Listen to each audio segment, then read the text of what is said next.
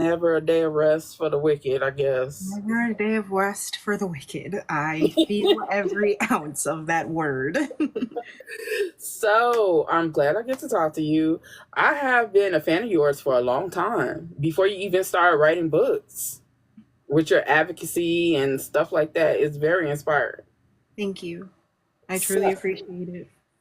I want you to introduce yourself, tell everybody who you are, because people will start rolling in as we go Yeah. along. Tell people who you are, the genre you write in, and anything you want them to know before we get started with the interview. Alrighty. So I am Jaylee Fields, also known as Mama Owl on TikTok, Instagram, Threads, Blue Sky. We are on all of the apps. I am a 26-year-old Black indie author. I write romance, particularly Black romance. It's a range between like morally gray. Because I don't think I'm a good dark romance author. I don't think I am. I'm more of like in the morally gray subgenre of dark romance, to cozy Black romance books. I also have a podcast called the Owlet Chit Chat Podcast on Spotify. Yes, I do be running my mouth on my podcast. I do be running my mouth. Sure do. Oh wow, I did not know that. I do. And I also want to say, please be sure that you are subscribing to all of your favorite indie author newsletters. It is one of the cheapest, the freest, and the quickest way to stay in contact with all of your indie author faves, with all of the censorship going on across platforms. It's the easiest to subscribe to not Patreon, to a newsletter, or like a Substack if it's free. I know there are some Substacks that are free. Mine is free. I am on Substack. And if you want to see Ernest and Wendell messing around in a deleted scene, you can go read it on Substack for that free 99. Oh, I I'm like very that. upset I could not get that scene in the book. It's a wax scene, and I'm very sad it did not make the final cut. Damn. I loved it. It was just, this too clunky. It is too clunky, but it's on Substack, so go read it. And thank you so much for all that you do, for having Black indie authors on your platform and doing what you do. It is because of readers like you and influencers like you that we are known and we are seen and we are not just lost in the faded abyss. So I truly thank you so much for all of the work that you do. You're welcome. I just enjoy it. I mean, sometimes it can be a headache, but I Yeah. enjoy it. I enjoy it very much so. You have been on the interwebs for a long time. Longer than on this platform. I did anime content. I was an anime influencer. I did headcanon content. What's your favorite anime? My favorite anime, like if we're talking about my favorite anime period, Yeah. probably Fruits Basket, probably Fruits Basket, Haikyuu, Yuri on Ice. We were robbed. Kuroko no Basket is lit. People will always come out here and yell about One Piece. I love One Piece. Stay pressed. I'm sorry, it's lit. I do Beastars. I'm so excited for season 3 of Beastars. I'm so excited. I gotta tell you, I need Louis and Legoshi to just be canon, please. I am a fan of Yurabuku. No, a lot of people don't know about it because it's a male anime with a female, but that's like one of my favorites since I lived in Japan. Then I have Jujutsu Kaisen. Another iconic one, Slay. And Tokyo Ghoul. I never got into Tokyo Ghoul. I did not. Oh my god, Tokyo Ghoul. Death Note was lit. Death Note is lit. We cannot lie. I loved a lot of like the MM animes. The one with like the train operator. I will never forget. I will never remember the name of this one. He was in the Yakuza and he wanted to be a train operator with his best friend as his husband. But like they had the hands for real. I will never remember the name of this anime, but it was so good. You can find it on YouTube. It was great. YouTube is amazing for anime. I'm sorry.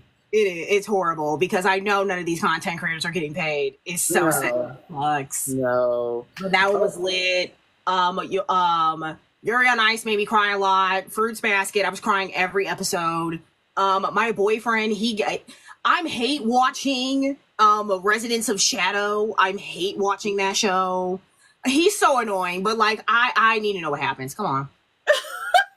I hate him. It's like I hate him. Why is he like this? I'm like an in between. I'm like Full Metal Alchemist mixed with stuff like Yurabuku and Jujutsu Kaisen. I'm like a mixture. I just don't like those real bubbly ones where the girls look like they look like toddlers. Yeah, I'm not really into those, but the action pack ones,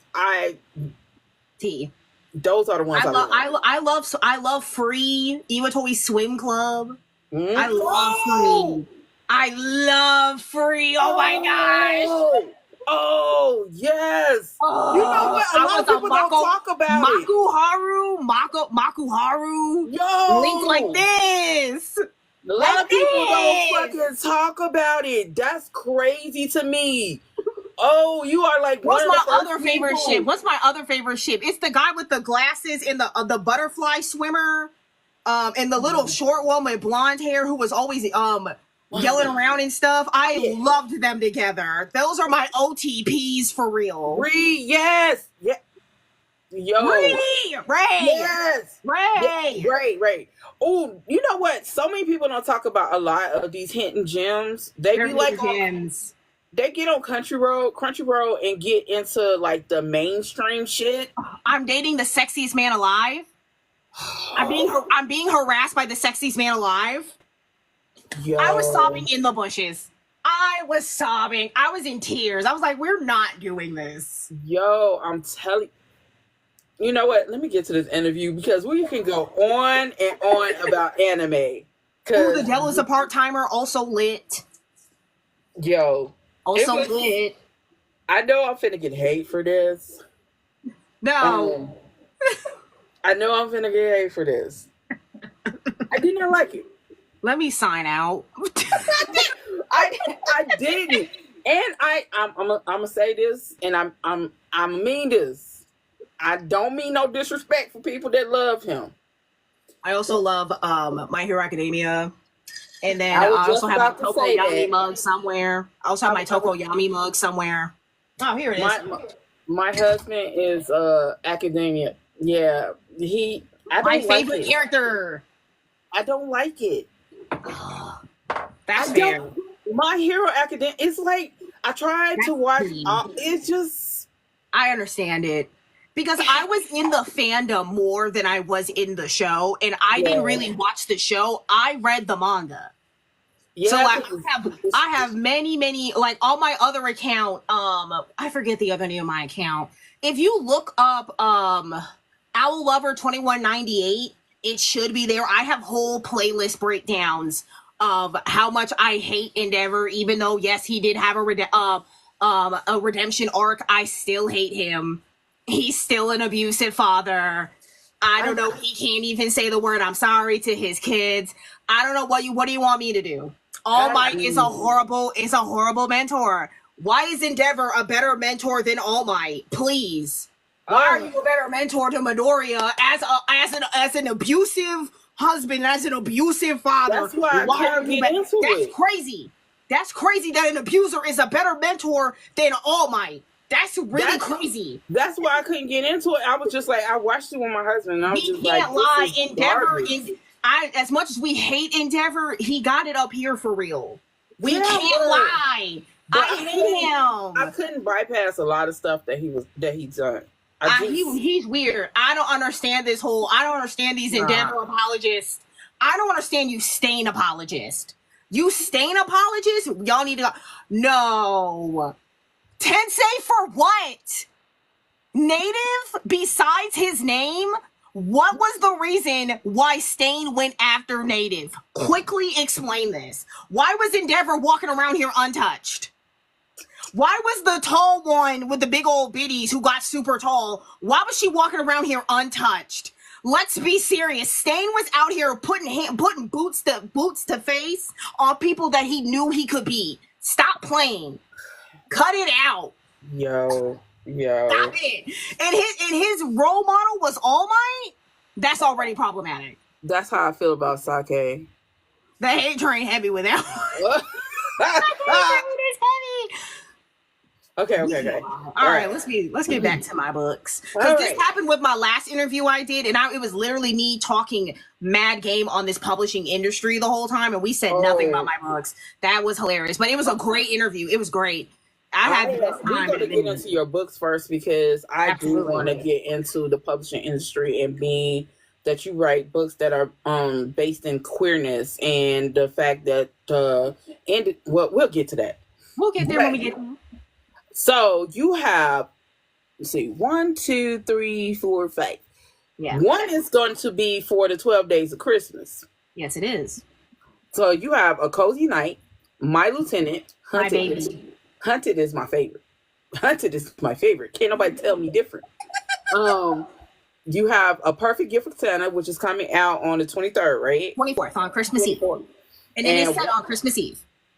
And One Night of Fun. Yes. Now, what made you say this is the route I wanted to go? Because you're writing queer books, and a lot of times people be like, "Oh, a woman can't write a male queer book because she's a woman. She can't." I'm so excited to talk about this. Can I talk my cash money? Please. So I have a whole podcast episode on women writing romance books, right? So here's the thing. I don't think I'm on team write what you want to write. But you don't get to come out here and be mad when the community you're writing about says you're doing a bad job. And that's what I don't think a lot of 8x12 women understand. They're not comprehending this. Because when we have these conversations talking about women can't write romance books, 9 times out of 10, I know the book in question is not written by an author of color. I know it's not. And if you look at every single book where we have talked about a woman fetishizing gay romance, it is a white author writing that book. Why do we think that is? Facts. So, like, for me, I don't like the approach of women cannot write romance books, right? Because again, we have to recognize that not everybody is on the same path of their queer writing on their queer identity. We're not all on the same page, right? Another thing, I came from, again, anime community.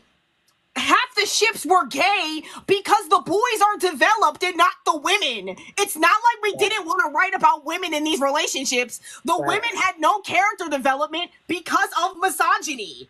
That's why there are hella Bakudeku anime fan fictions and not Ochako, because she's not developed as a main character for real. That's not our fault as consumers. Blame them writers for not wanting to write women.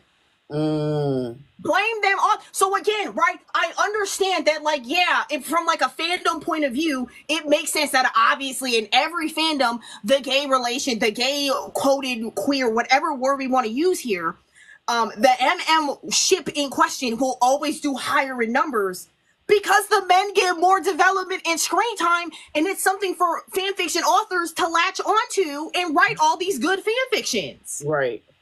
So, like, we have to recognize that I don't know why Booktalk, Bookstagram, whatever, I don't know why we're allergic to the saying, 2 things can be true at the exact same time.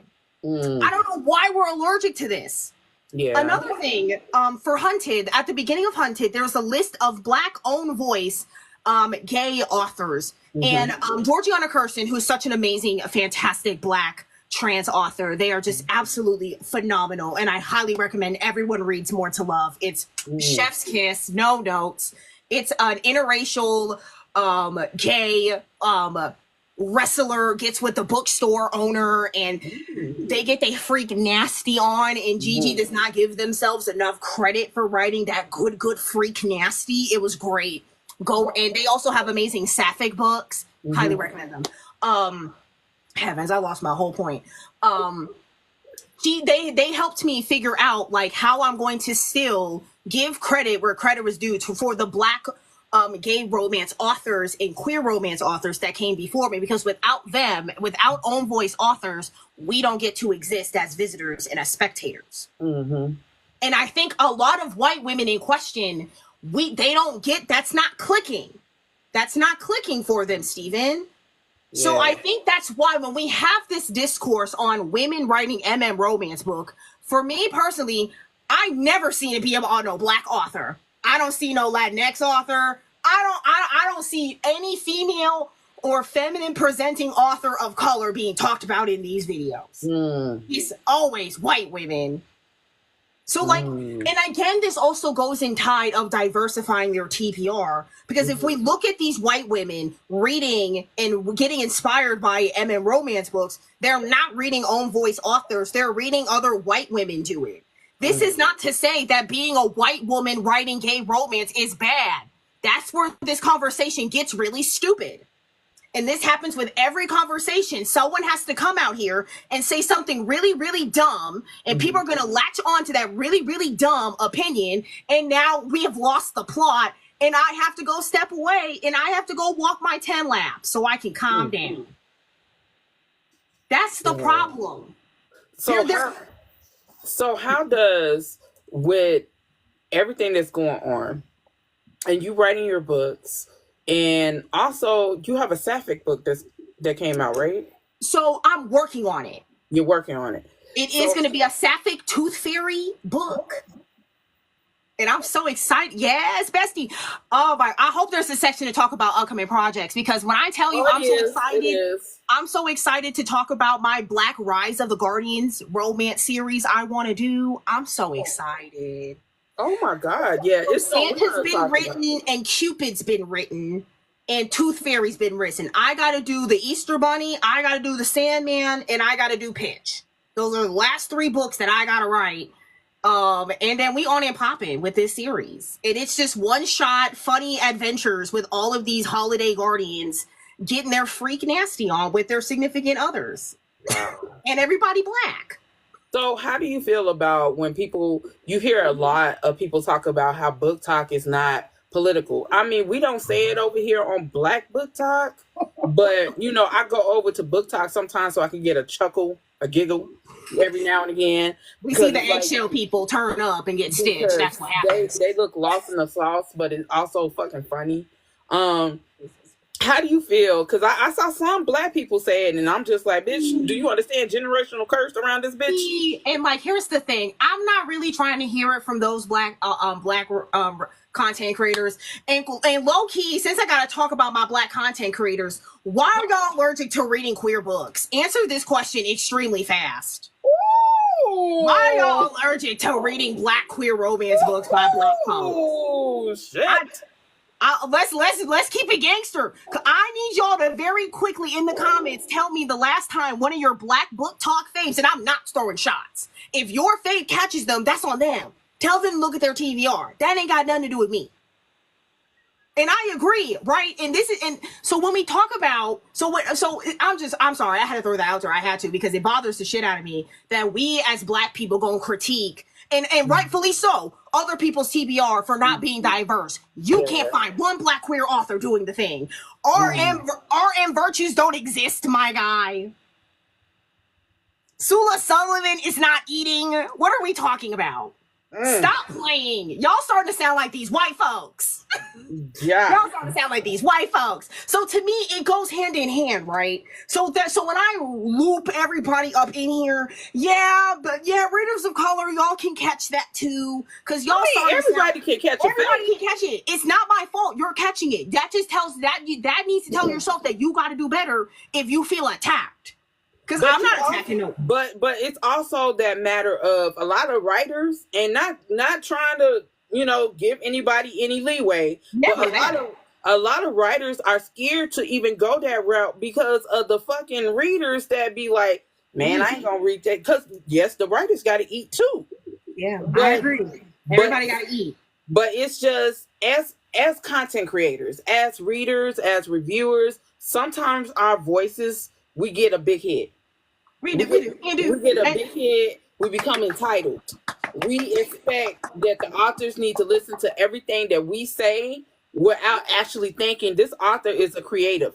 They are artists. This is their shit. We're just the motherfucking consumer. Who was the author that just got attacked for having a disabled character in their book? And all the white for real? What? Yes! Y'all did see that? Oh my gosh. So I don't know who this author is, and my heart goes out to this author real bad. Oh my god, this was the last book in the series, and she has a disabled main character. All the readers were like, oh my gosh, the character is ruined. They were sending her death threats. They were saying that you should have died and not your parents, because she had just lost her. Yes, these readers were doing the most. And this is where I say this is why authors are retiring. Yes, this is why I said people need to stay in their fucking lane, because I read your Threads. Y'all need to get on Threads. That's where all the good tea is. Girl, I be trying. Threads is messy. Threads is messy. They be snitching on who blocked who. I personally don't care. But I love Threads. I get all the good tea on Threads. My thing is, we are, as Black consumers, readers, reviewers, content creators, I don't give a fuck where you stand on it. We have a responsibility to our community. That is first and foremost. And our community is a big ass umbrella. Whether you're queer, trans, whether you are a male, a female, a they, a them, you know what I'm saying? You are still a part of this community because of this right here. And as a whole, we have so much generational trauma. We're trying to rebuild and find ourselves. And so it's just, to me, this is crazy to me. This goes back to when I was talking about yesterday. You motherfuckers be sitting here complaining about some of these authors' prices of their books that are in paperback and hardback, but you would turn your monkey ass around and buy J.R. Ward, Laura Lai, fucking the bitch that wrote Fourth Wing, what's the other one? SJM. Y'all will buy their fucking books as Black people and not fucking complain and wait in line to meet these careless ass, horrendous ass people to our community. Too many Black people defended Tilly Cole, in my opinion. I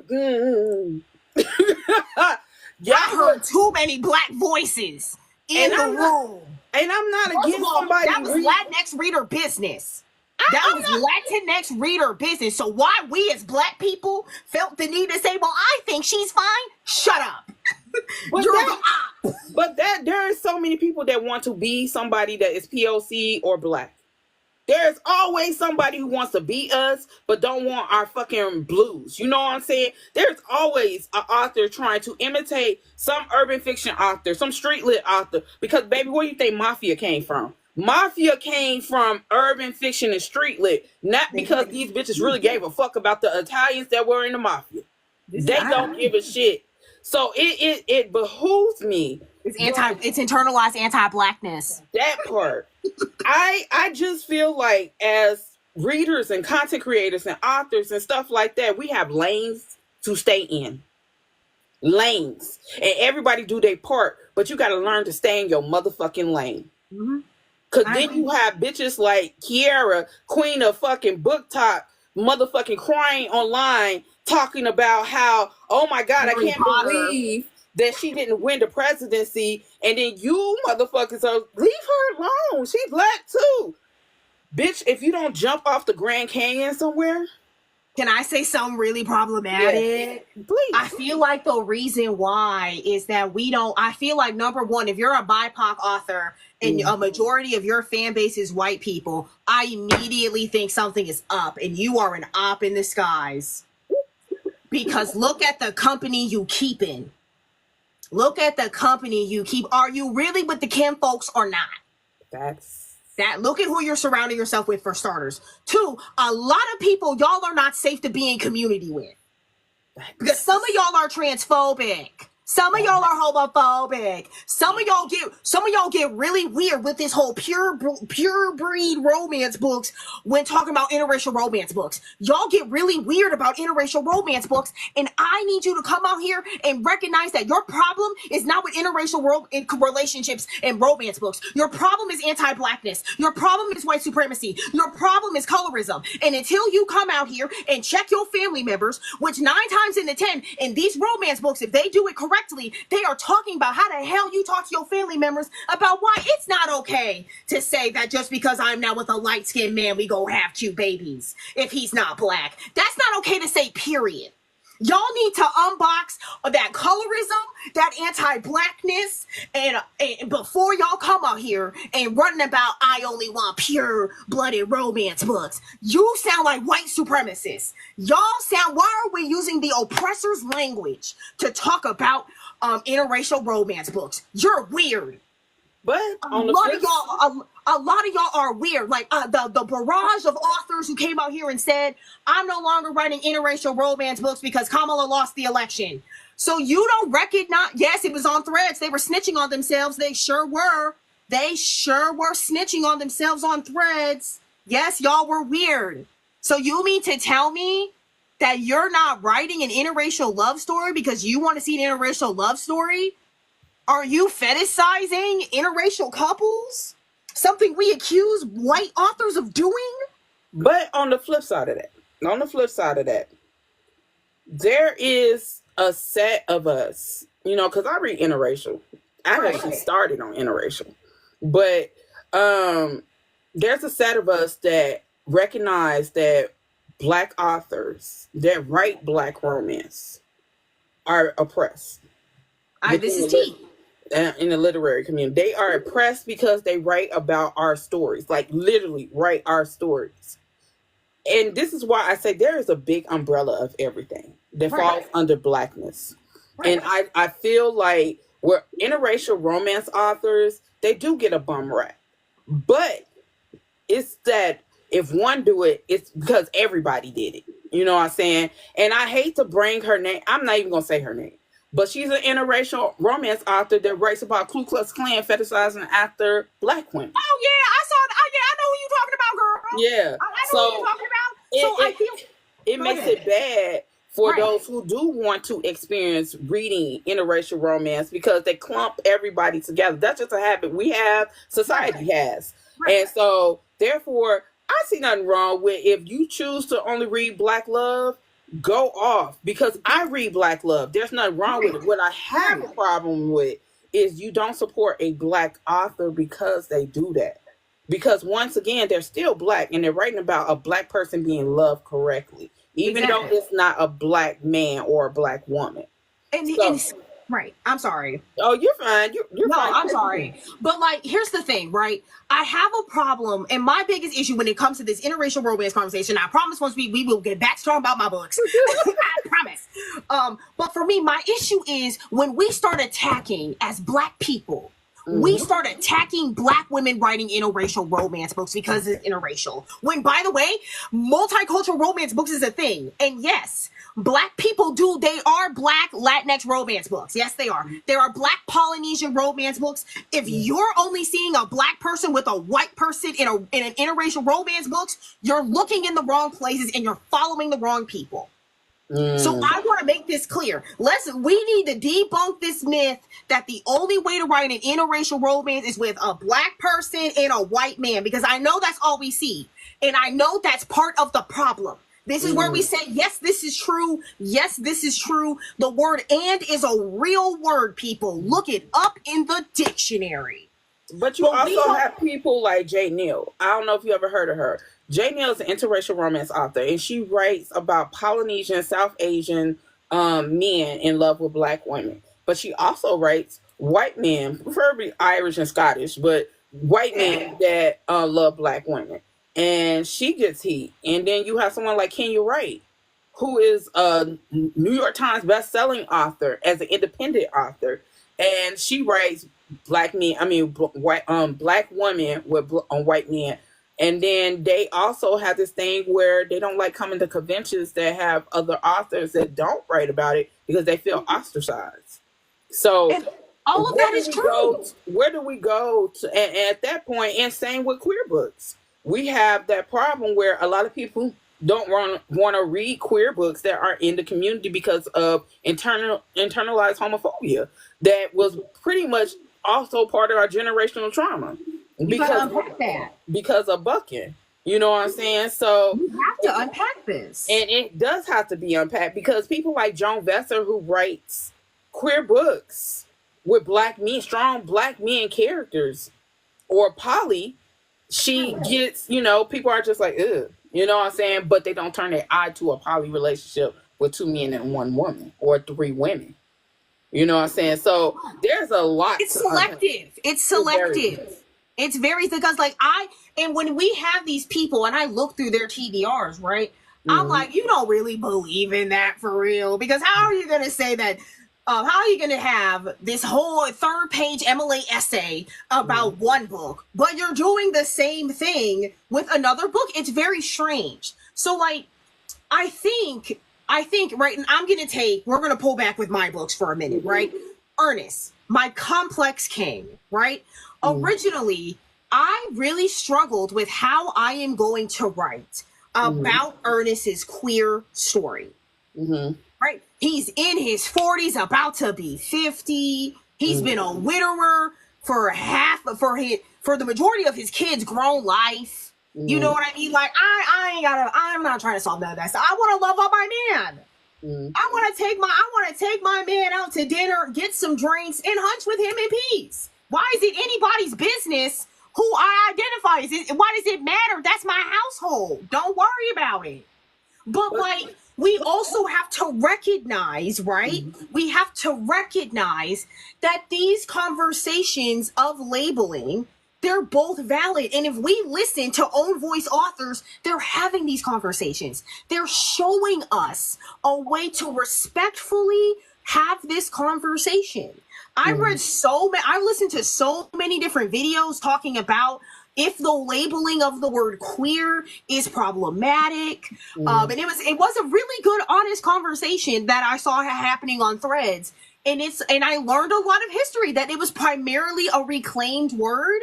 And a lot of older men take the identity as queer. And it was a really interesting conversation. We have to, as readers, as writers who are trying to write these queer romance stories, we gotta be locked in the conversations happening in the community, so we don't show our ass.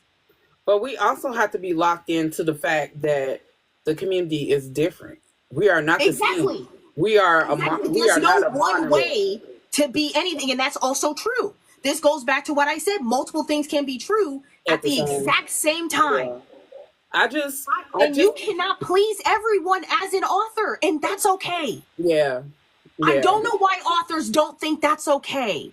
I'm not everyone's cup of tea. I know I'm not. I think it's more so because authors are trying to make a living. They're trying to enjoy the craft that they have, but at the same time make a living. And you know how they say when it's not a hobby anymore, it's work, and then it's not fun anymore. So I feel like you authors have this craft that you're doing that might have started off as a hobby that turned into an actual profession.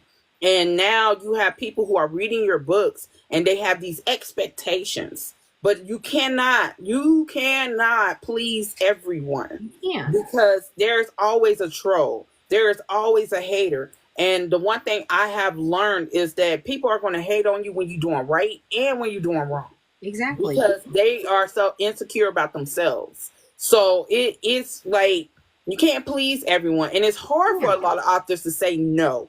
Because they're like, oh, but this is my base. This is the people who've been reading my book. Why wouldn't I want to, do X, Y, and Z? But the mental toll it takes on y'all.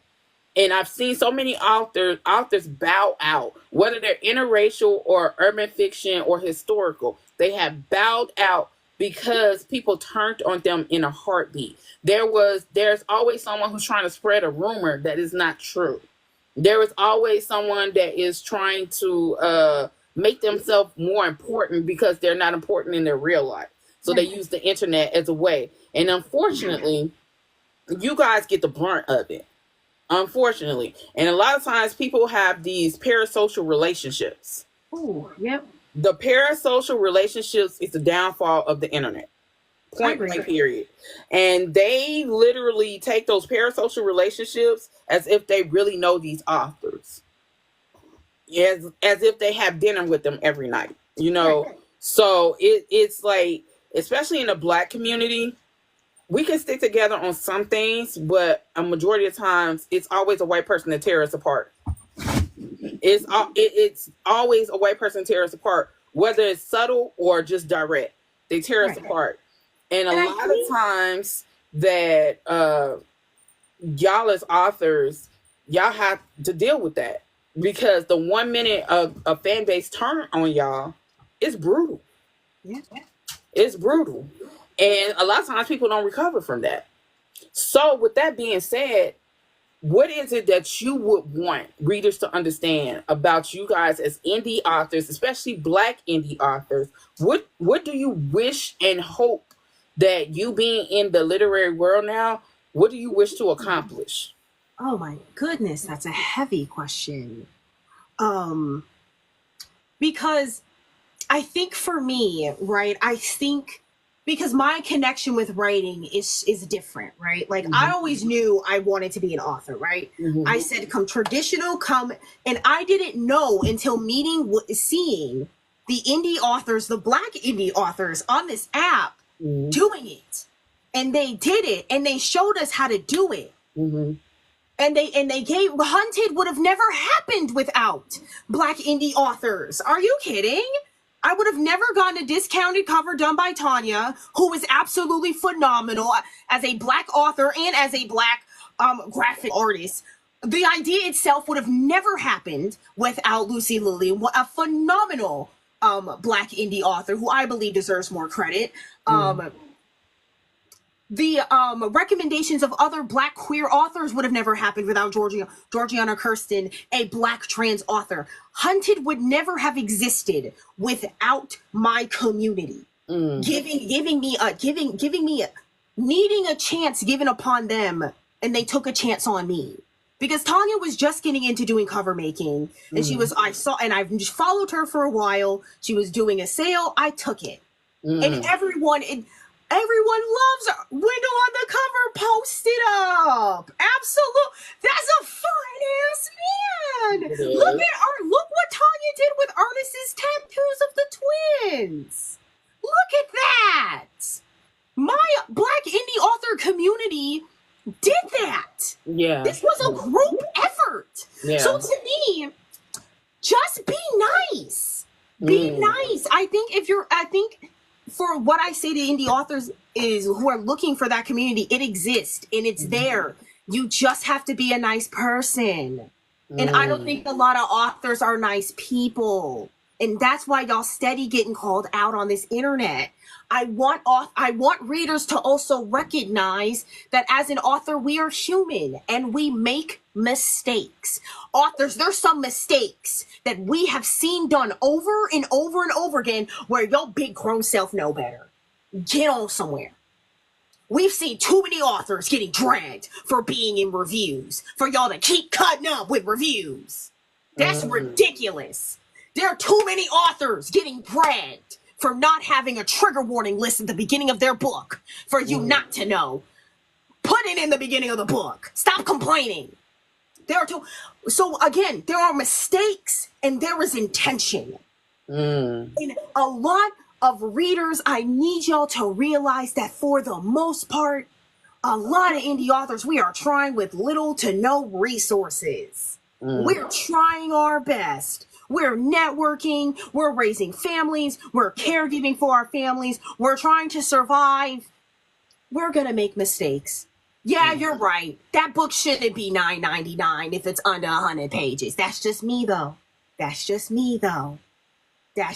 As an author, I can't do that. And this is where I say there's an author opinion and a reader opinion. As an author, girl, I understand you gotta feed them kids. Charge that book.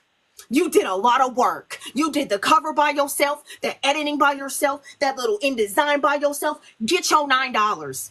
And there's a reader that's going to come up here and purchase that book for $9. But do you want to know, as an author, you don't get to judge nobody for saying $9. That's a bit too much for me if it's under $100. And it's an ebook. You got to also know your audience. So as an author, you make a choice. I know I'm going to get dragged if I charge that $9.99 for an ebook. I know I deserve my $9. I know what Amazon gonna take out of my check. I know all of the cancellations where my brain, it makes sense to charge that $9.99. But as an author, right, and this is me making an author decision, I recognize not a lot of readers gonna do that, especially for a first-time author, and that's okay. I can't judge them for that. Yeah. That's something I can financially do. And this is what I need authors to understand. Your readers are financially struggling too. And that does not need to be the main corpus of your mind, because again, other companies, they don't do this because they don't care. But if we're talking about the longevity of your career, you got to think about it. Do I recognize that I'm only getting 70 to $1 when someone buys an ebook from Amazon? Yes, I do. But do I know that there's a higher chance of me getting 5 orders by charging it $2.99 instead of me getting 0 at $9.99? That's a decision I got to make. And if I'm okay with taking that 0, you don't get to complain about people explaining why this decision is a 0. Readers, on the other hand, guess what? An author is not going to get bullied into changing that price. Get your rant and move on down the road. Y'all ain't got to make no death threats. Y'all ain't got to call people out their name. Y'all don't need to bring people's kids into it. You really don't. Put that author on your do not read list. Go on about that day. Have a good day. One less book you got to buy. High five. Maybe there's a sale. Maybe they'll put it up for a free Kindle day and I can go snag it. So I think there's a balance for both, and people choose not to do it. They make every single thought an outside thought when some of y'all need diaries and journals and pen pals. I got my journal on sale. You can buy it on Amazon. I know that's right. But let me ask you this. There is a major group of people that literally go out their way to talk about DNFing indie authors. They specifically go after indie authors, especially Black indie authors. And they have issues, whether it be, from the cover to it's too much shoot 'em up, bang, bang, too hood. It's not my lived experience type deal. And they will make videos that are just detrimental because they don't think it's nothing, or they do and just don't care, that they make a video saying, oh, this author can't write, or this author's book is garbage because of this cover. This author I don't like her as a person, but I've never met her or talked to her. It's just that she seems like she's conceited. What do you say to those who make these derogatory videos towards Black indie authors and not make videos towards their white counterparts, but yet read them?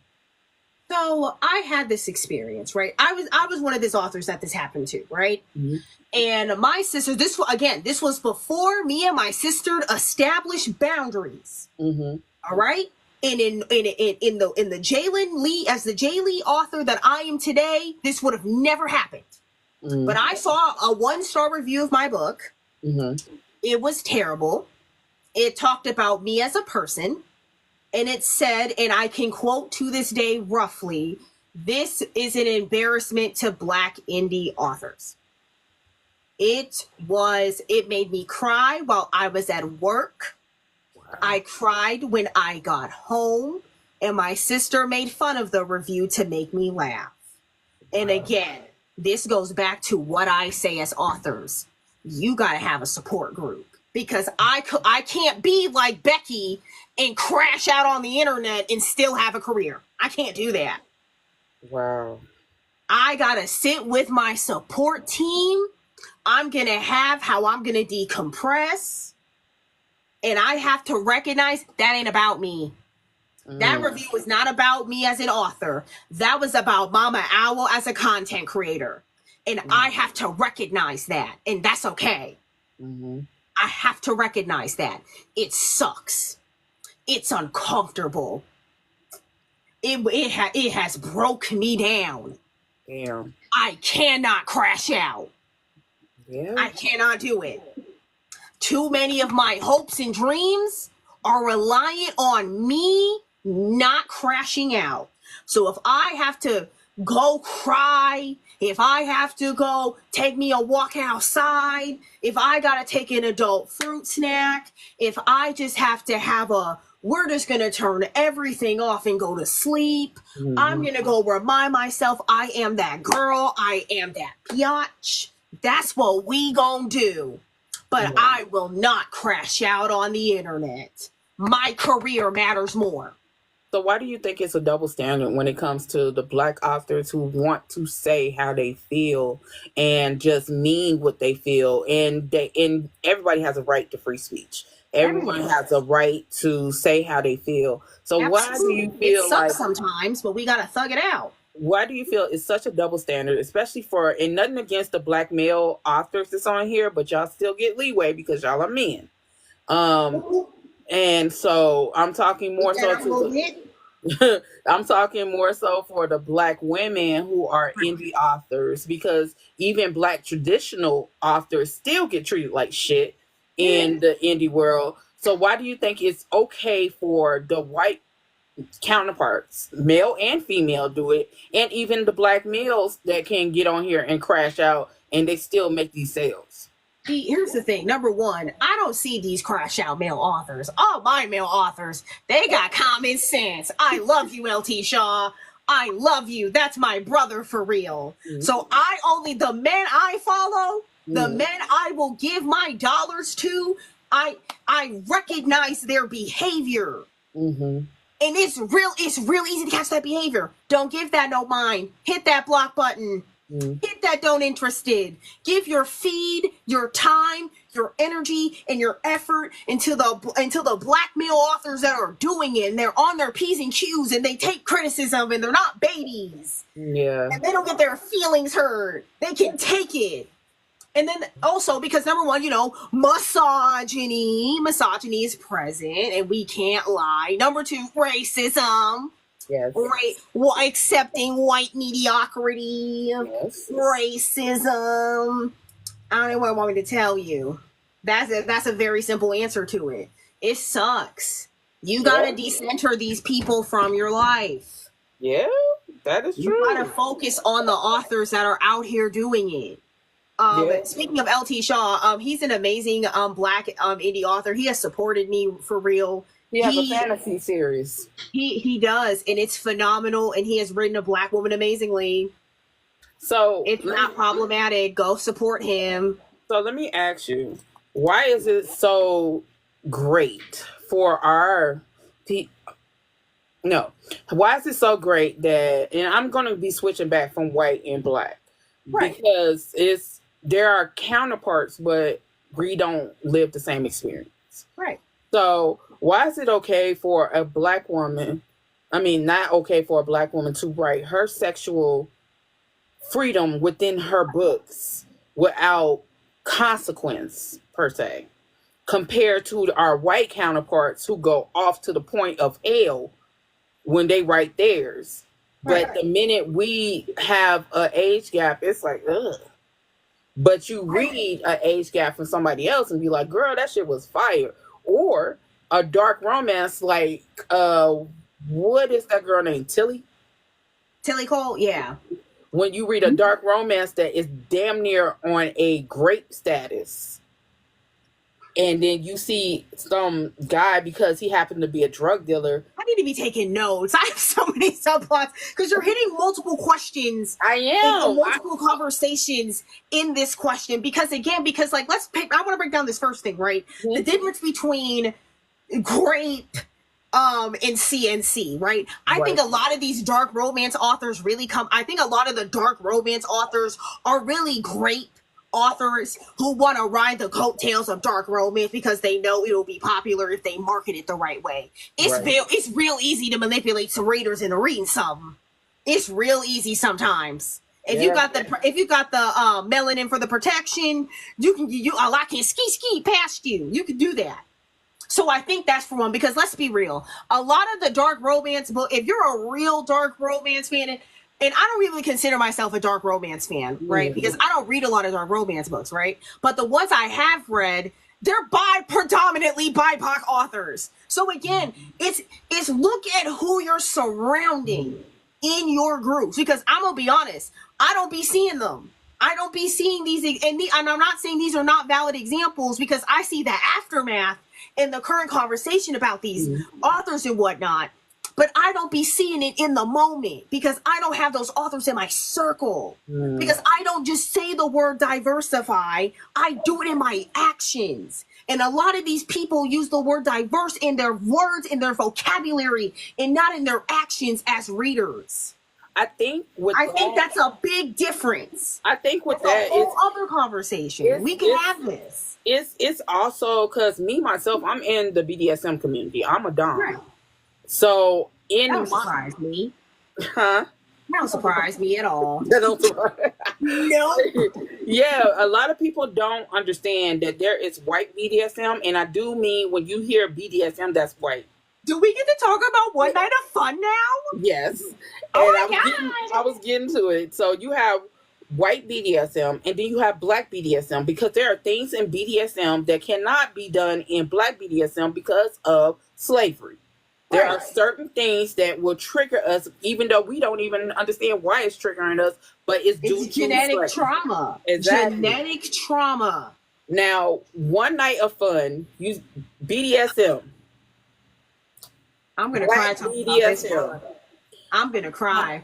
How do you feel writing such a book that people don't understand? When people say they are in a community, especially BDSM, it's mental.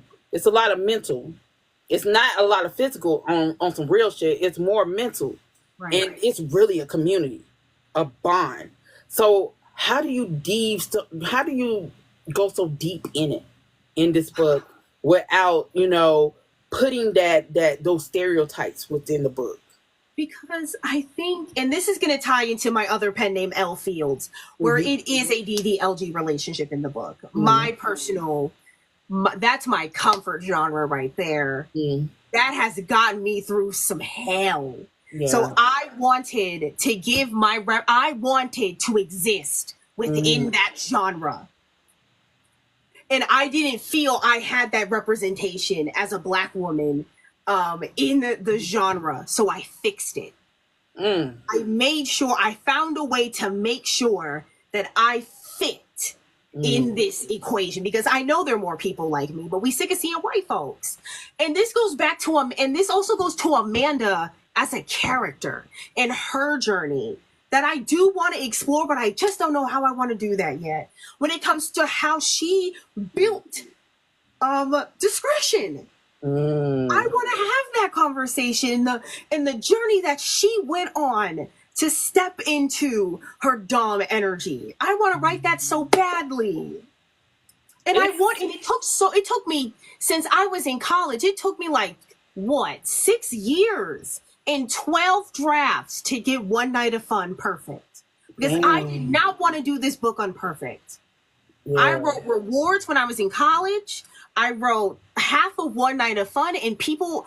they loved it, but they didn't really understand it. And I dusted it off and I said, we're going to try again. That was supposed to be my debut novel. It was. Because I fought so hard for this book. Damn. And Norma, my editor, Norma, she's phenomenal. I told her all of my fears with this book. I wanted the beginning to be right, because Victor strolls in and he sees Big Mama's over there posted up with some liquor, with some dark whiskey, looking curvilicious. He's like, yeah, I need to holler. That's fine. I can go say hi real quick. And he slowly gets in this process, in this mind, and trying to understand, I want to get on my knees so bad for this woman, and I need to figure out what is the tea. And at the beginning, I wanted to have this really complex, and I made this overly complex conversation of and I'm not saying it's not a complex conversation, it is, but I was overcomplicating it with Black men and BDSM, because we don't see that. I don't see that. I see, what's his name? Jay Greaser, the military man, the Black military man. I can't think of his name. I've heard, that's the only person I got on my radar, and I was like, I want to add to this conversation. This is a niche that I want to do. I see all the white men getting on their knees. I think that's fine. I think, you know, why can't we do that? And because of the connotation, right? Look how you just reacted, right? Look at how you just reacted. I have to make sure that it's safe for a black man to do that. Yeah. And that's why discretion being built was so important. That's why capturing Victor, going on this journey, getting it right was so important. I wanted to have that balance of, I can be the man of this relationship. Yeah. I can be that. I can be present. If you need a ride, I'm there. Let's go. You ain't got to ask for nothing. I think you raise your eyebrow at some weird, I'ma handle it. He is that person, but in the same breath, he is on his knees at the slightest touch of her, knowing that he is safe enough to do that. And that's the key. That's the key part. To do. And I hope I did it right. you did, and from somebody who's in the lifestyle, it makes me happy to see it done right. Because so many times it's been done wrong. People go off of bullshit like 50 Shades of Grey and 365. You know, they go off of that. They read something on the internet and be like, yeah, I can do that. They read a white book that is full of BDSM tropes, not BDSM, and say, I can do that. But it's not, I'm not saying it's the author's job to teach anybody. I absolutely agree. My books are not an instructional manual. Please seek a professional. Pay somebody. It's more so, I just wish they would do it right. I see W.S. Greer do it right. I see him do it right. That's his name. Yeah, W.S. Greer has done it right. You know what I'm saying? Every book he has came out with is so fucking accurate. I just smile and kiki when I read some of the things because I'm just like, yeah, that's true. So, and a lot of times when authors don't do research, like Mo Flame, she is an amazing author who literally went in the trenches. She went to the dungeons. She talked to doms, submissives, and she came back and wrote an excellent book that was so accurate. Make that effort. Exactly. And there are authors who don't want to do that effort. They want to check. Because you will offend somebody. Regardless of it being BDSM. You will offend somebody. You saw my reaction when you said that about white men and black men on the knees. Exactly. And like, this is what I also want to have the conversation of. I feel like there's nothing wrong in wanting that. There's nothing wrong in wanting to see us in that role. Even if as a black author writing this book, if you want to write it the way that the white authors do, if you want to do that, that's acceptable. Yeah. You don't have to be an expert. Yeah. You don't have to be an expert, but y'all also got to unpack that religious trauma too. Woo! Because why so many black authors use the word clean romance, and it's weird. It's very sus. I don't like it. I don't like it at all. Why can't we just say no spice? There ain't nothing wrong with that. It's two little blurbs. Clean. Even though Santana Knox I have issues with her because of some of the things she's done in the past.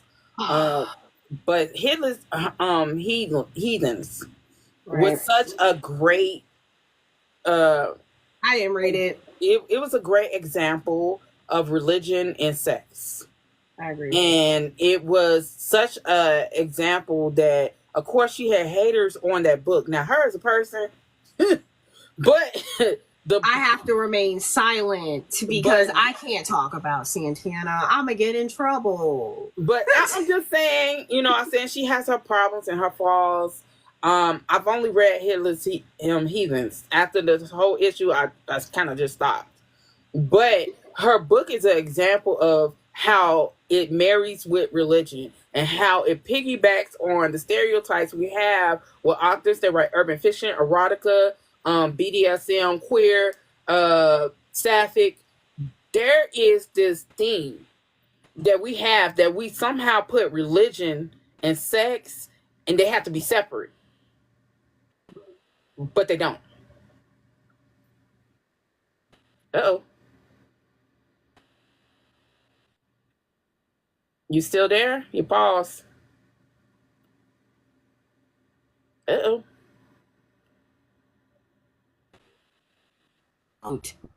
Dang. Pause Hold for a on. minute. Hold on. Hold on. Hold on. Wait. Am I unfrozen? You're unfrozen.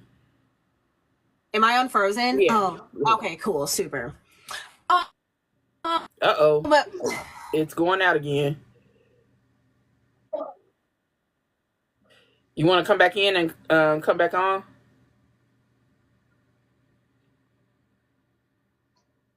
Hello? Okay. We're going to let her come back in and come back on. yeah. Okay. We're going to let her come back in and come back on because we was having a really good conversation. You guys can also ask questions in the comments. I will go look down and see what you say. So let her come back in. Where she go?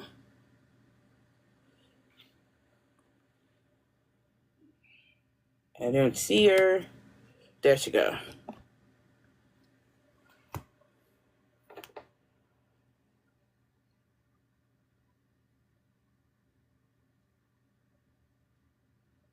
Uh-oh. Did I send an invite?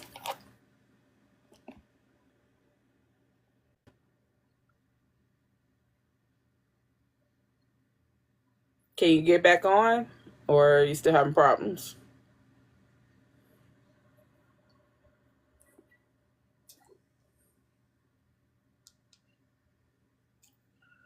Okay. I sent the invite.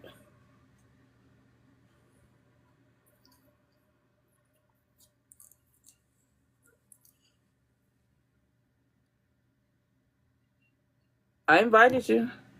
I sent the invite.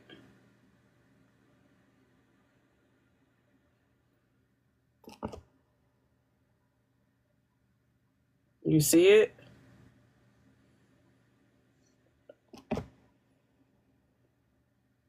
There you go. There we go. We'll just try having the camera off and pray that it fixes. Okay. So, Black authors, BDSM romance books. I think going back to why it was so important for me to like experiment with these books, because I also secret from the author's lab, I wanted to write an MMLB romance with as a Black romance for a hot minute. But do you want to know why this is such a complex thing to do? Why? I'm going to have to deal with how am I going to deal with the comment of the mammy trope being used. Because I think about it. You see the problem? I mean, So I think that's why this book has been such a struggle for me to write. And like I'm allowing it to just take its time and it will work itself out. It always does. Yeah. But I had so much fun writing Chanel and Stefan from Rewards, which is great. Like, I love a bit of impact as a reward because, hello, rewards are so much better. Like, I think that there's nothing wrong. And I know it's a more niche genre, right? Especially for Black readers. Not a lot of Black readers be tapping into these books. Because 9 times out of 10, it's a bunch of white people in it. Yeah. But I think as more Black authors begin to like see like, hey, there's a place for us and this is cool and Gucci and we can just turn up and that's fine. I think that will also make a shift in the conversation for sure. I love Rewards. And I know it's a book that I did. This is just with my other pen name, L Fields. Those are just to write the taboo books that I know are really niche and I know no one's going to be checking into for real. But I can't just leave these books in my head. I can't do that. I mean, I'm not a dark romance girly. I read some dark romance, but as far as anything BDSM, I am down for it.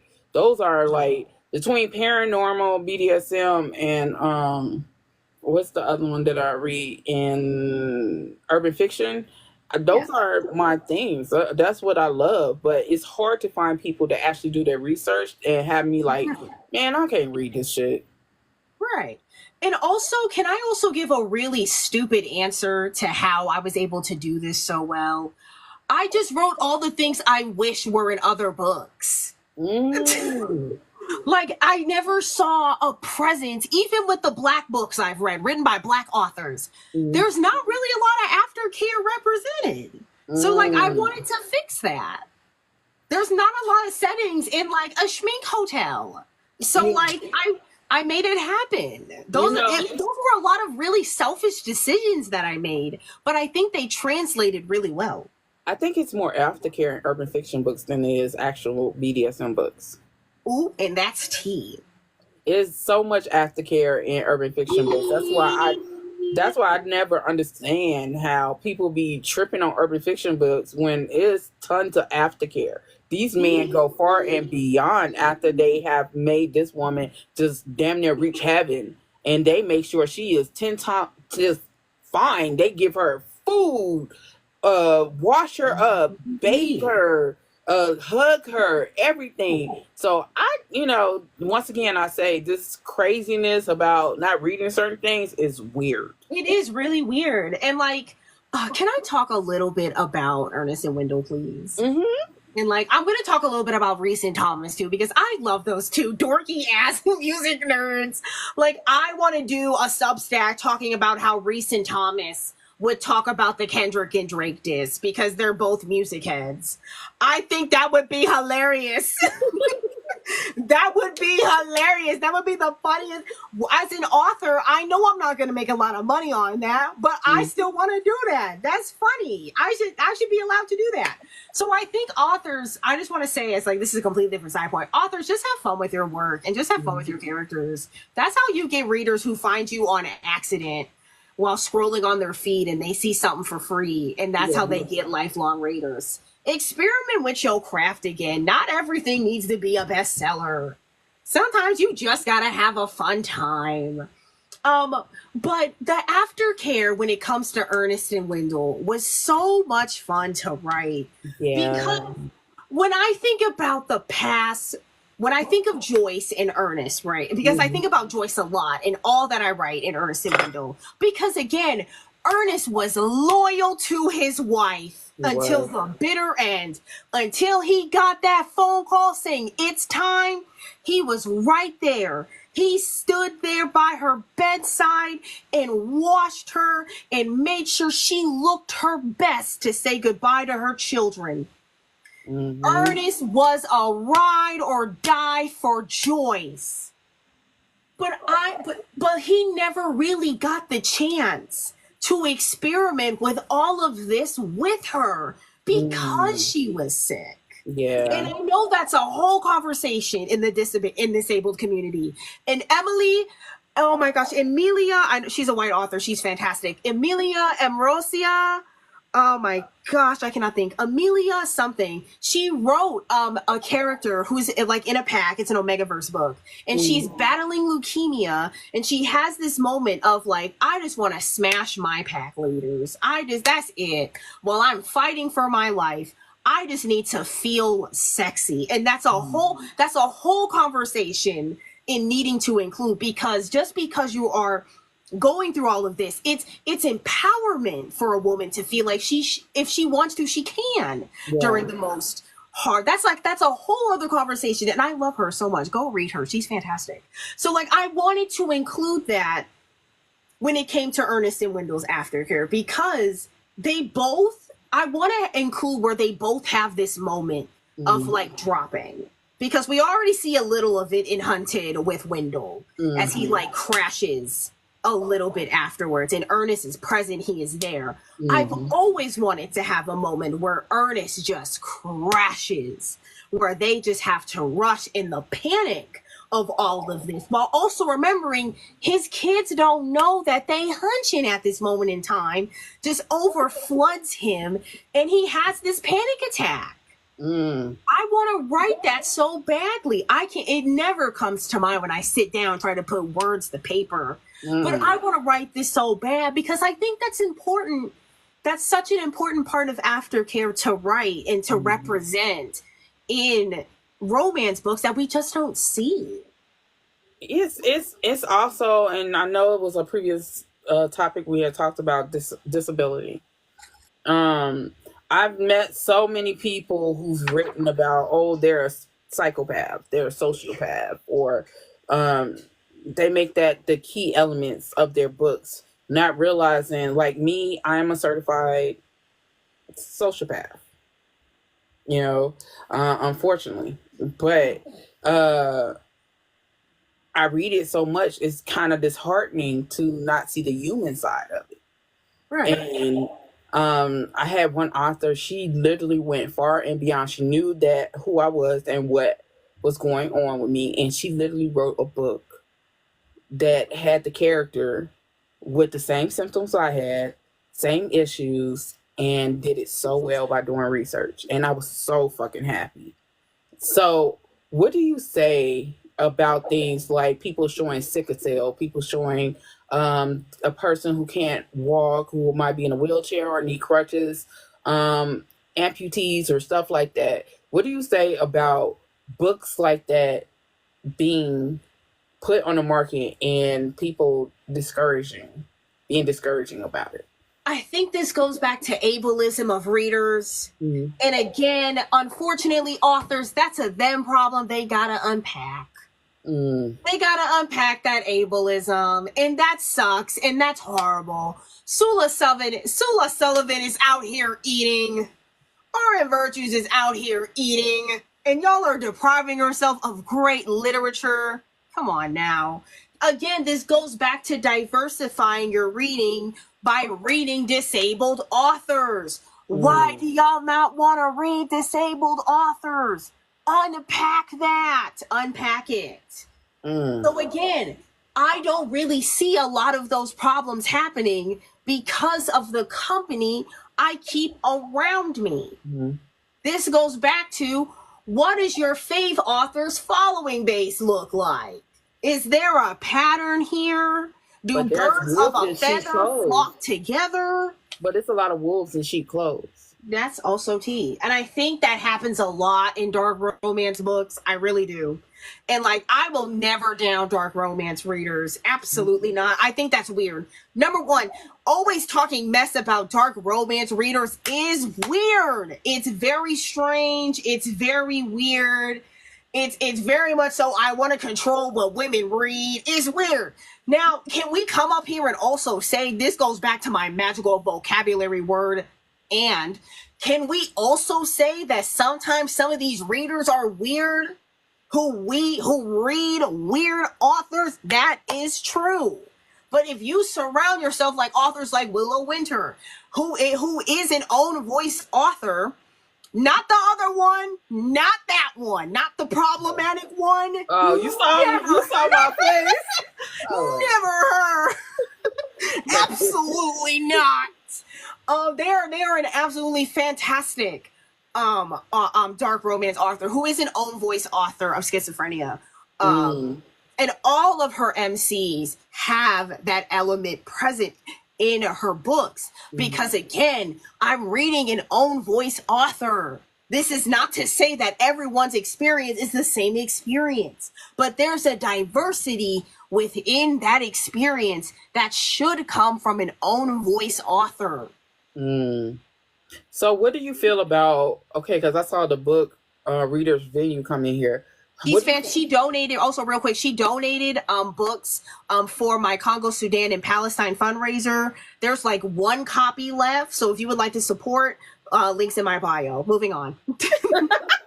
Gotta plug, gotta do my part for the community, man.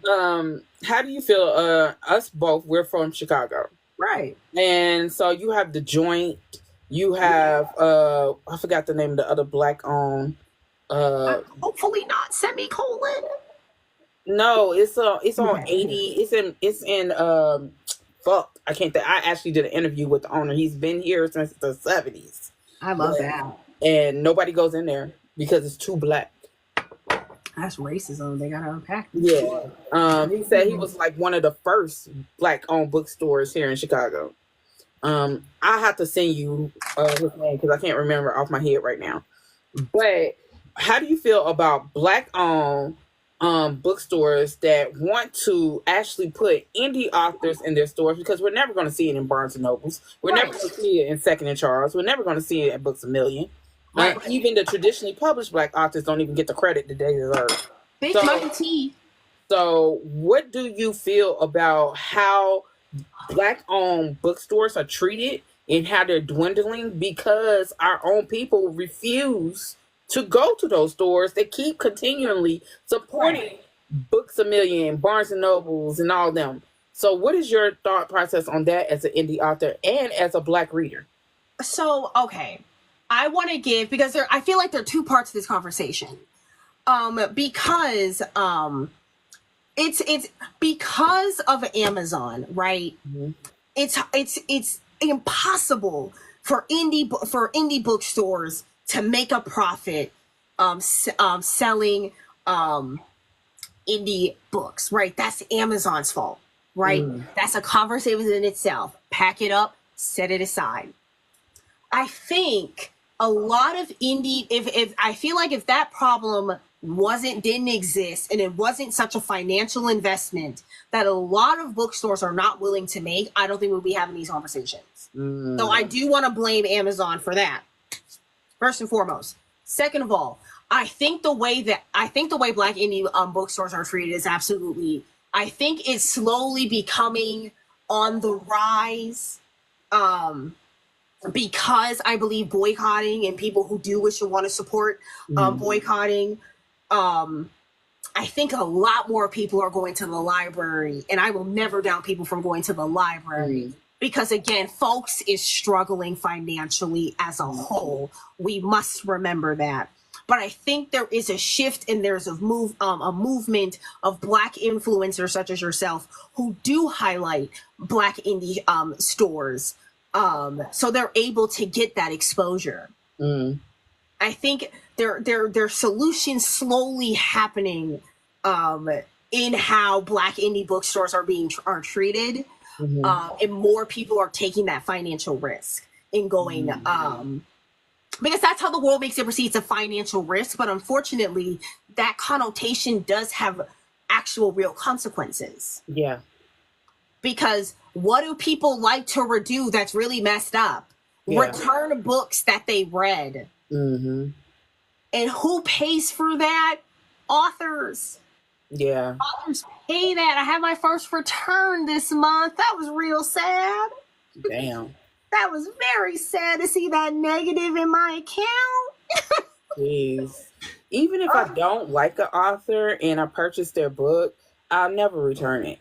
Because the one thing I hold dear to me is books. So whatever the author or the person or whatever, I feel that book didn't do anything to it. It's still a creative piece of art. At the back of the bookshelf. Right. You know what I'm saying? I have a few books that's like front and center on my bookshelf that I don't like the authors. Yeah. But I know when somebody is talented. Because that's what's messed up. And this is why I get so mad. I get so mad when I see these talented authors making their coin mess up because of stupidity. Yeah, because I'm a mature enough reader to say, I don't like you, but I know you got a God-given gift. And I refuse to be one of those to be like, man, fuck them because I don't fuck with that and blah, blah, blah. No, you got a gift. You intrigued my mind. So why the fuck I'm going to stop reading your books? That makes no sense.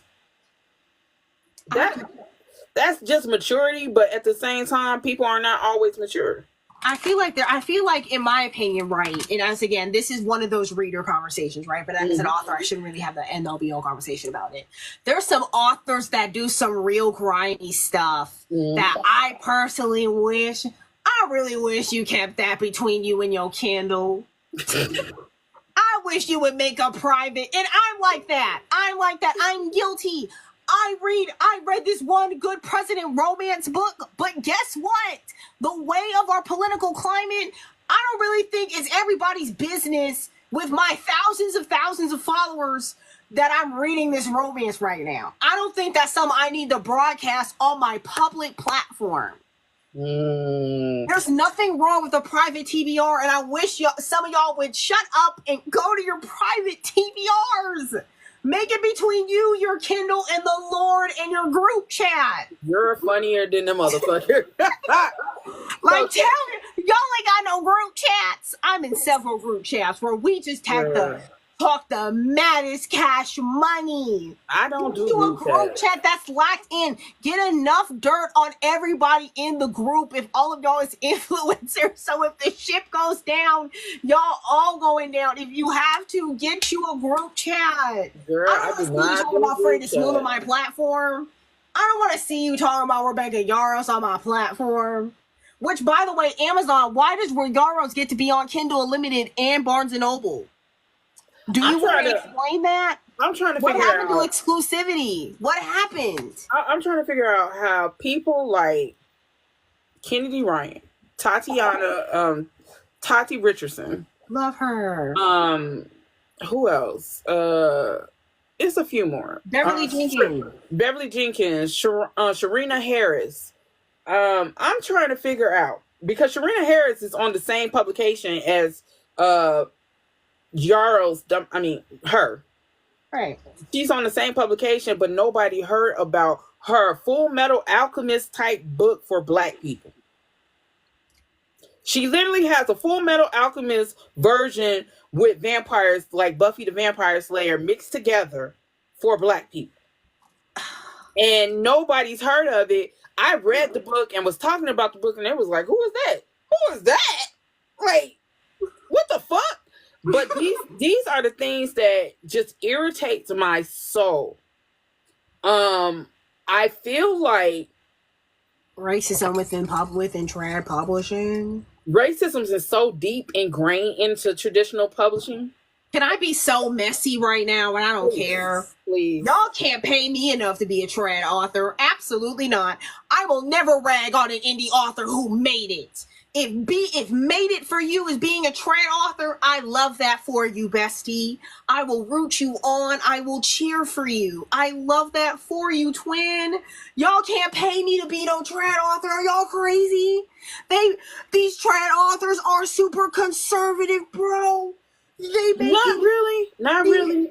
What did Orbit just do?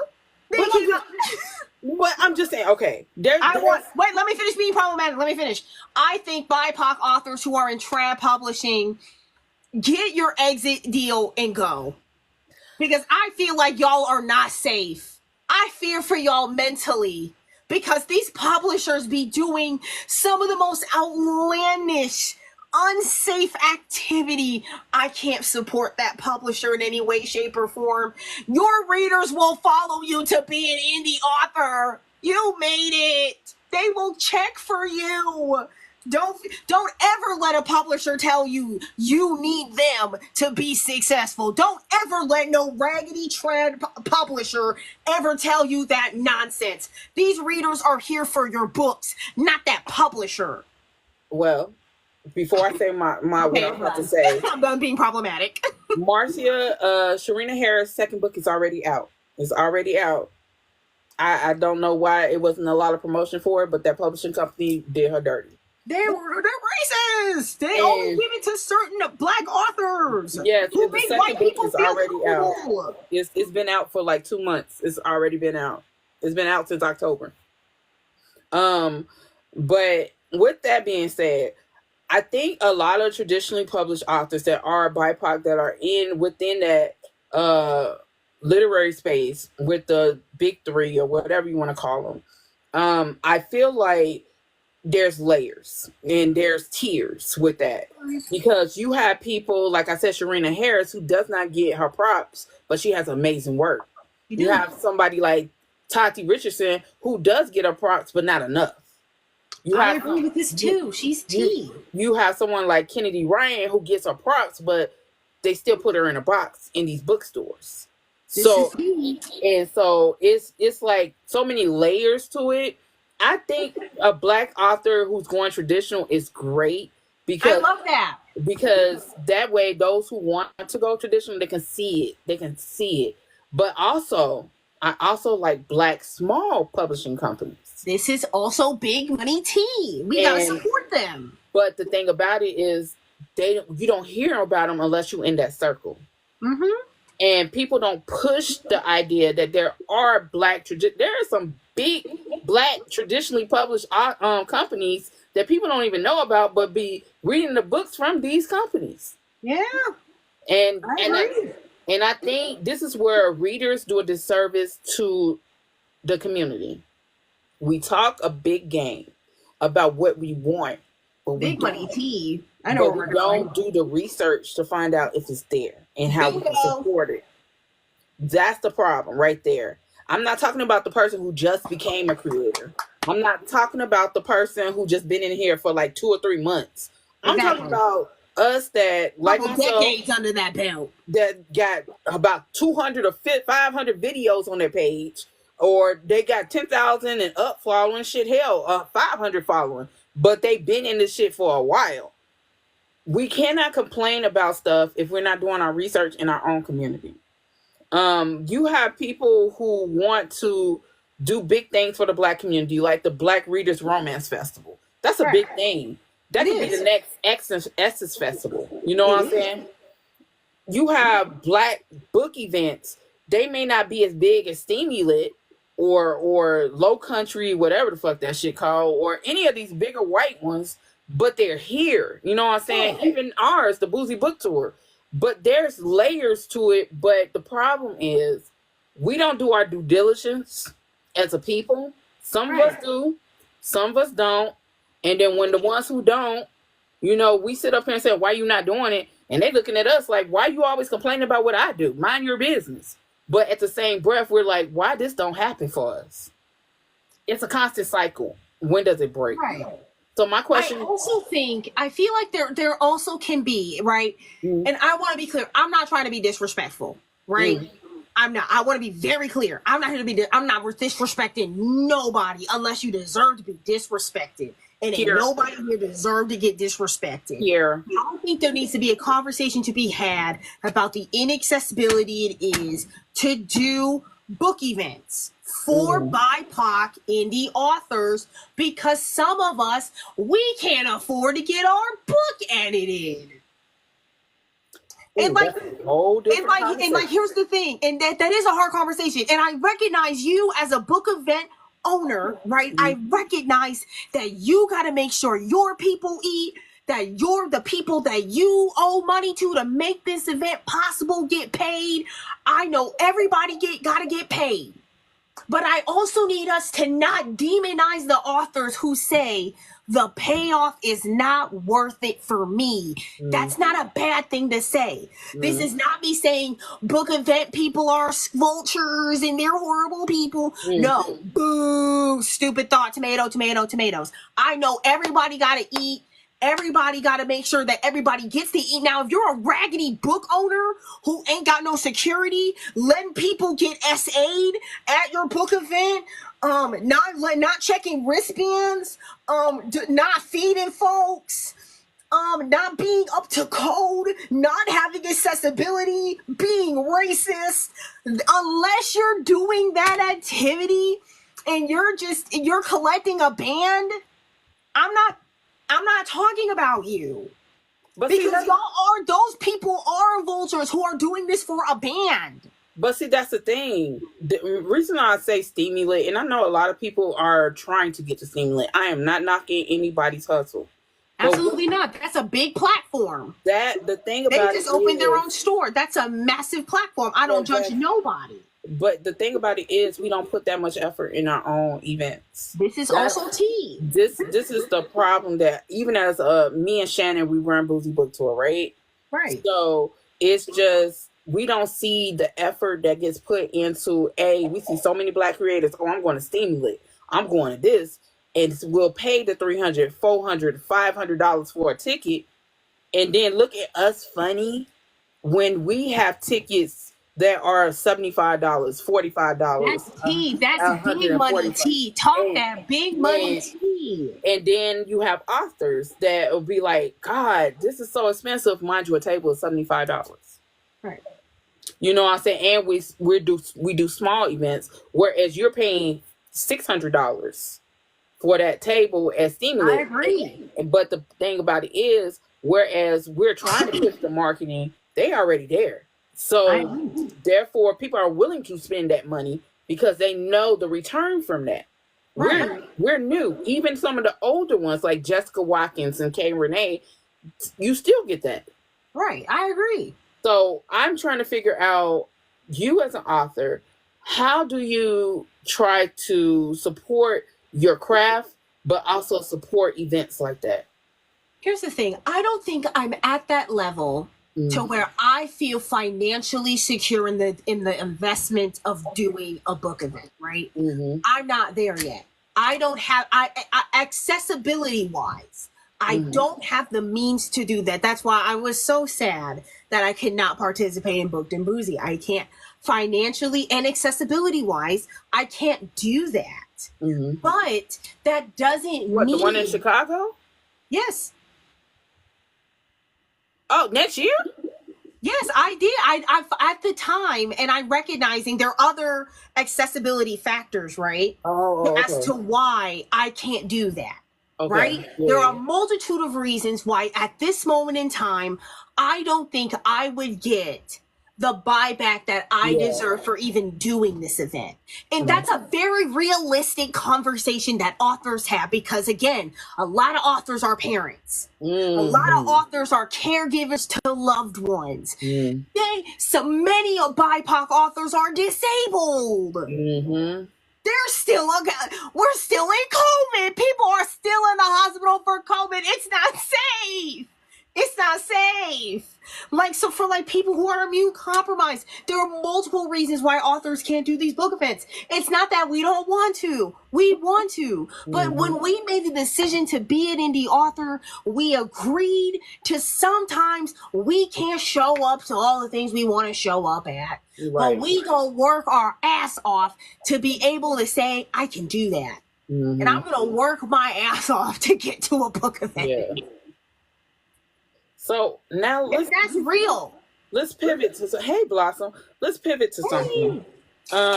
We talk about politics, and I try to talk to everybody that comes on here especially after the election. Even before the election, I was speaking on it, but this is where I'm going to lose some people.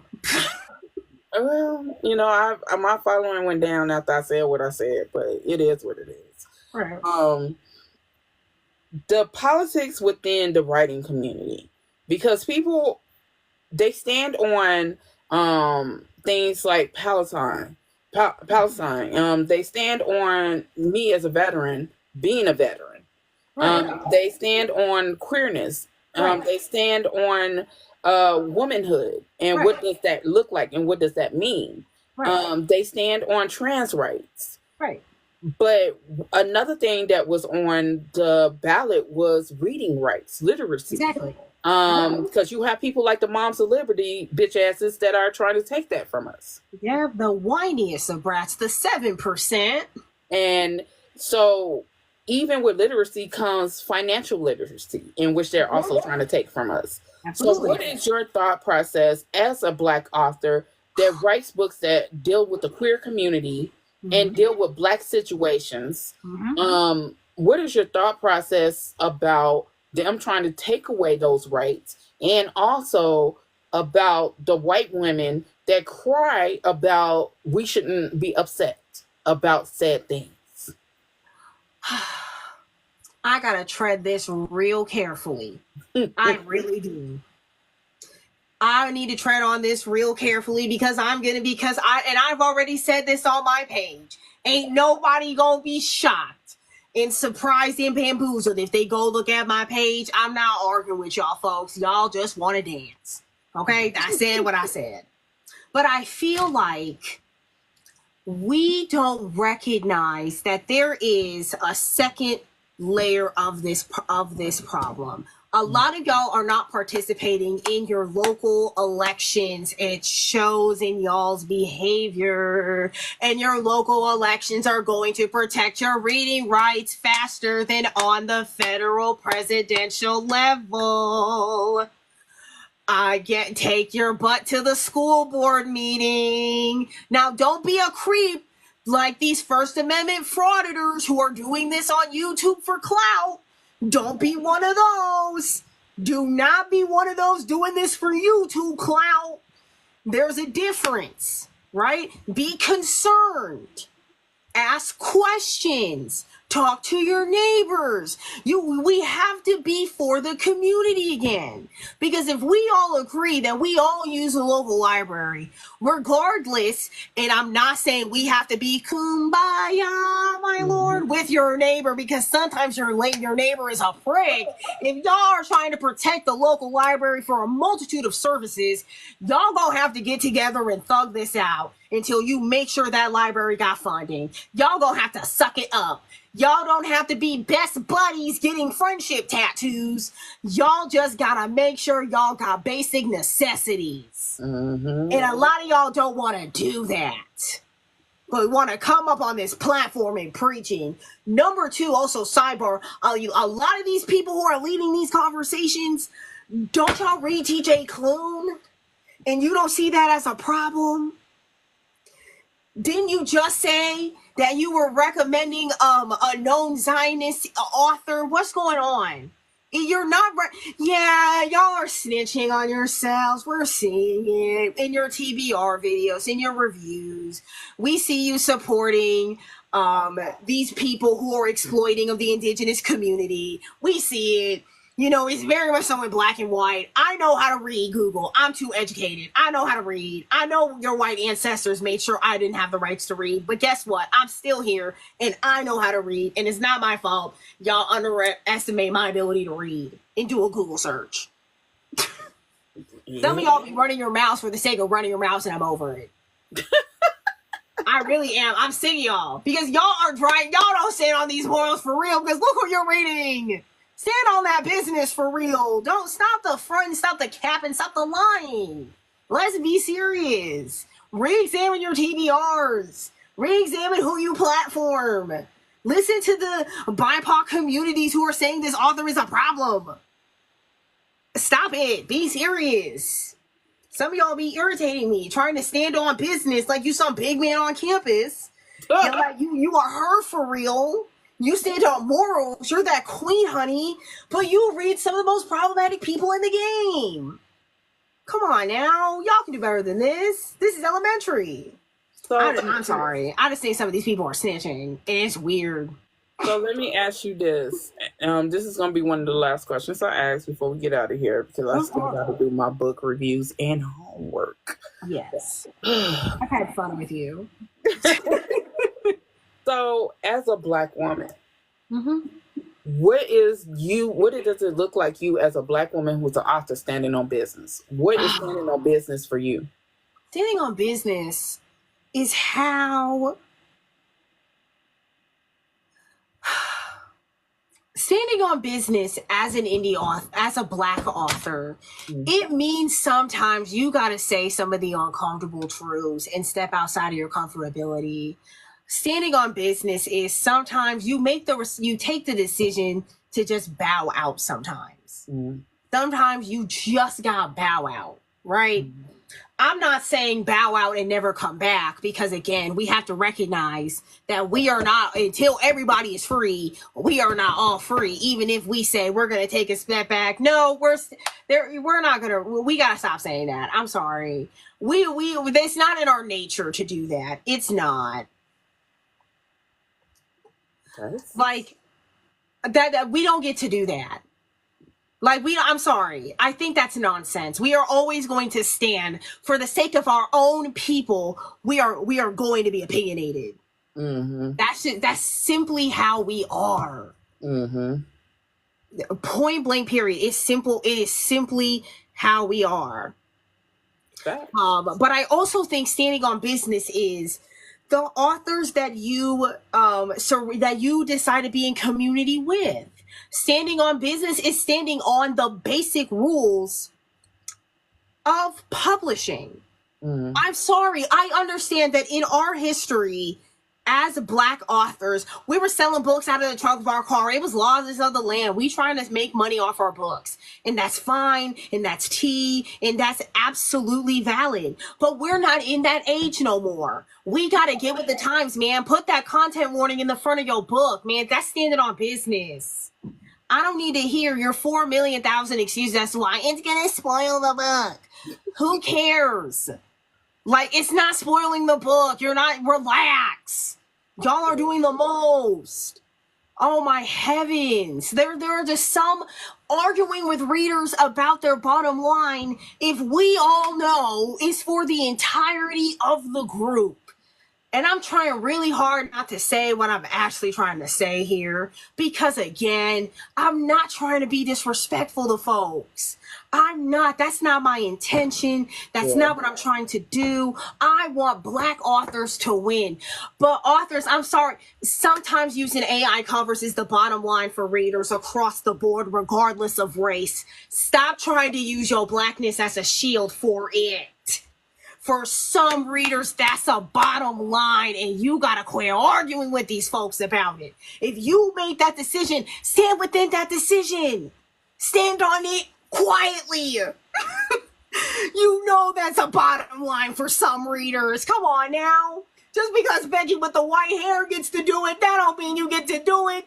That's like pushing somebody off a cliff just because your homie did it. That don't make no sense.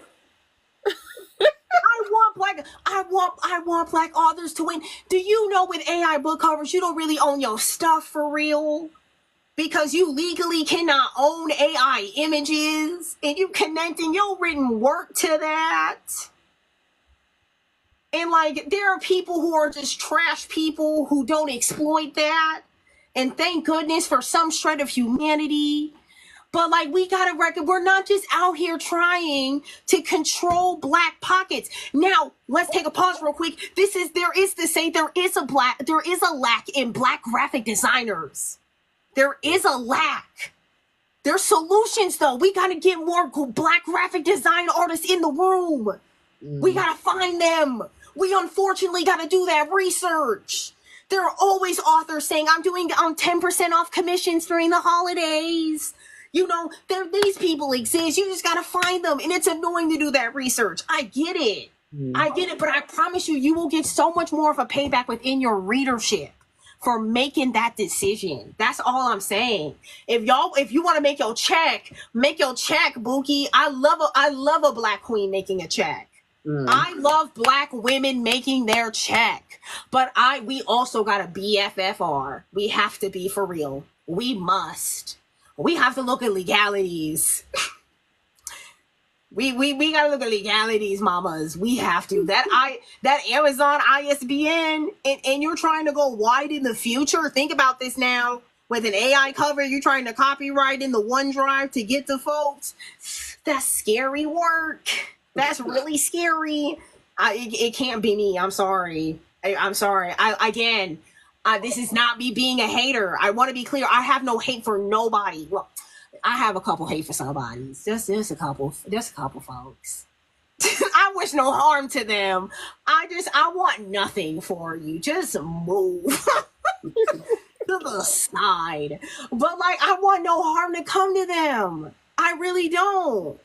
I'm a Libra. I'm a loving person, but like, sometimes y'all just gotta find out. And when you find out, I'm gonna be right over here, eat my popcorn with a margarita. With a margarita. I don't know what you want me to tell you. I can't. I'm sorry. I'm on the line. I can't support all women. Some of you bitches are dumb. So unfortunately, I have to say that sometimes. I will always want y'all to succeed, but man, some of y'all are really not it. And that's really sad. It's really sad. That is true. Now, with that being said, I need you to tell everybody where to find your books, whether it be your website or on Design. Do you have a book group, and your social media handles and your podcast? Yes. So my podcast on the Outlet Chit Chat podcast, I do want to revitalize that in 2025. This year has just been so chaotic with family medical needs. It's just, I have not had the time. We talk all things bookish. I talk about peen diversity because I think that's hilarious. I have such a controversial opinion of romance peen in books. It's hilarious. I have some funny guests on sometimes. It's really fun. Hopefully we make a comeback in 2025. It's on Spotify. All of my books are on Kindle Unlimited. Check out the 12 Days of Black Christmas link in my bio, hosted by Nia High. Check out all of those books. Pre-order them if you can, if you wish to. That would be really great. Thank you so much, Nina, for hosting such an amazing event. I'm really honored. All my other books, Hunted, Cozy Night In, One Night of Fun, My Lieutenant, are on Kindle Unlimited, and on Amazon. A perfect gift from Santa comes out on Christmas Eve. Will be on Kindle Unlimited and Amazon. If you want to pre-order, you can. I want to get to 10 by this month. I'm at 5. So if 5 more homies can go on ahead and do that $2.99, that would be appreciated. My Instagram, TikTok, for however long we have this app. As if we don't have real things to do, like stop giving money to Israel. I don't know, real things to do. But we're gonna ban a clock app. All right, whatever. It's Owl's Librarian. I'm on Blue Sky. I'm on Threads, talking my cash money. I'm probably gonna start ranting about writing this Krampus romance with Black folks. It's gonna be great. And I'm also on Substack as author Jaylee Fields. Almost is free. It is the wax scene that got deleted from Hunted. Go check that out. It's on my Substack. That link should be in my bio. If not, I definitely talked about it on my Threads. Just look up my author name. It will be there. And also check out Elle Fields, my other pen name, and go read about Chanel and Stefan because they're adorable and I love them. And it's also on Kindle Unlimited as well. It's impact play as a reward. It's great. It's very selfish. I love impact play. But I appreciate you so much. I am very proud of you as one Black woman to another. I want you to continue to strive and keep your voice as loud as possible so everyone can hear it. I appreciate the causes in which you fight so hard and so dearly for. And I just want you to be so successful because I love your books. I think you are underrated because people are fucking obnoxiously stupid. Wait, can I ask you a slightly messy question, even though I know this is on live stream? Did you like my rewards, yes or no? You could be honest. You could be honest. It's an over. You could be very honest. I think they could have been a little bit more. It is a prequel novella, so like they're getting a whole book in the summer of next year. Okay, they're great. They're fine. Adorable. Then it's fine. So like that's a valid criticism, though. That's a valid That's very valid. But like you don't know the plans in my author head at the time of the release. Okay. So like that's a very valid thing to say. Okay, but yeah, I love Reese and Thomas. They're adorable. Yeah, I'm just I try to keep it as honest as possible when I talk to y'all. I appreciate your honesty. Because I don't want anybody to sugarcoat shit from y'all and then y'all looking like, then why you didn't I don't improve if you hide things from me. I don't improve, and I want to improve. So I feel like a lot of authors don't want to improve, but that's a conversation for another live stream. I'm always been a one, like, if I didn't like something from an author, if I don't have your phone number and text you, I would literally get in your DMs and go from X, Y, and Z. Right. If you have that rapport. Right. Other than that, no. Unless somebody genuinely asks me, like you just asked me. So, but a lot of times they don't ask me. Okay, that's fair. They don't and that's probably valid. I shouldn't have asked you on live, but I'm very curious. I haven't gotten a lot of feedback on this book. I haven't gotten a lot. People can ask me anything. I'm an open book. And I love Reese and Thomas, and I really hope people love them more in their first book. I put them through a lot. They're a sweet couple. And this is why I said we need more of you. We need more of the queer representation, BDS representation, and we need more Black authors that are comfortable in their own sexuality. whether they are not queer or not, or whatever, they should be comfortable in their own sexuality and their own ethnicity and race to be able to write these things. Because without this, we are literally walking blind. And we have no way to complain about somebody else if we're not fucking doing it. Right. I love sapphic books, but there's a lot of sapphic books. Right. It's not enough male on male books that are written by Black women or Black men. You know, that's why Terry J. Benton Walker is one of my favorite YA queer authors, because he wrote a YA book where this young man was exploring his sexuality of who he was with throwing in cultural references. So that's the type of shit that I want to see. But once again, I say a lot of people complain. That's why I say I adore you. I think your causes are just. Thank you. I will always be honest. If you ask me a question, I have no problem with that. And I just see a successful future for you. I'm gonna speak that into existence. Thank you. All things of my ancestors, because I'm a hoodoo practitioner, so I don't do all that other shit. But you know, I believe my ancestors rock well. So I just speak that into existence for you, and I just, like I said, I hope that there's other Black authors that have seen you on here talking to me, and they reach out to you so you can communicate with them. I love doing live stream interviews. I would do this anytime with any author. I appreciate y'all so much allowing me to come up here and talk. So I appreciate y'all so much. I see E. Bowser in here, and she's an amazing urban erotica author and paranormal and horror author that's been in the game for a long time. And I hope she reaches out to you, because that one right there, she'll never lead you wrong. No, I agree. So once again, thank you so very much. Thank you so much for having me. So you have a good night, and I send mad love to your family. Thank you so much. And